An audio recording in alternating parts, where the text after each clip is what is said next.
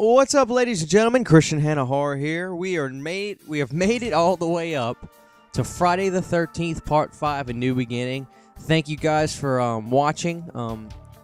For those of you who are ready to see reviews on figures and stuff like that, they're coming. Give me some time. But I'm enjoying this. So if anything, this is for me. It's been a long time coming. I've always wanted to just sit here and let you guys know what I think about the Friday the 13th films. Because sure, do I talk about them? Yeah, but not all of them. There's plenty that I've never even said a word about, and it's time to let you guys know. I'll go on record and say this: I don't do a script for this. It's all from the heart, from the head, and you know, Friday the 13th Part 5 to me is completely underrated, and it's bullshit. I think that Part 5 gets the worst rap, kind of in a Halloween 3 Season of the Witch type thing, but a little bit different, obviously. It's not fair. You know, I understand people's gripes. Think about this though, in my mind, Jason died in Part 4. I think he really did die, especially by the way he was brought back two movies later. He was dead, you know. And I think Paramount probably got off their high horse about trying to uphold the ideals of society by righteous people who are just saying that these movies were garbage and blah blah. They probably said, hey, I think Paramount finally got their shit together and said, hey, I don't care if I'm pissing off a few parents. These movies are fun. They're making money. We're gonna do another one. Where could they have gone if Jason died? I get it. I'm sure as hell glad this movie was made because, like I said, this is one of my favorites. Without a shadow of a doubt. This is actually my second favorite in the series. You'll find out later which one is my number one when we talk about it.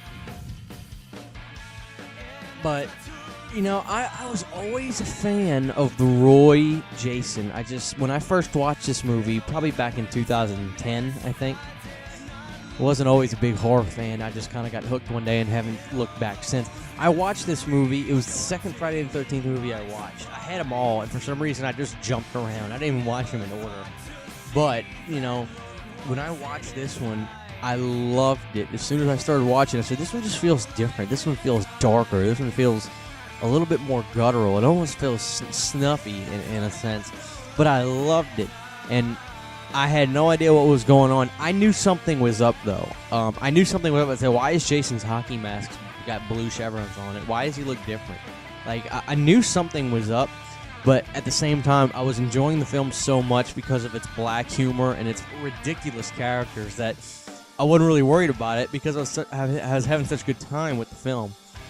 When you find out what happened, was it a little bit of like, was I upset? I was just kind of like, oh, really? That wasn't Jason? I wasn't really upset. I just enjoyed it. I understand why some people feel quote-unquote ripped off about it, but you know what?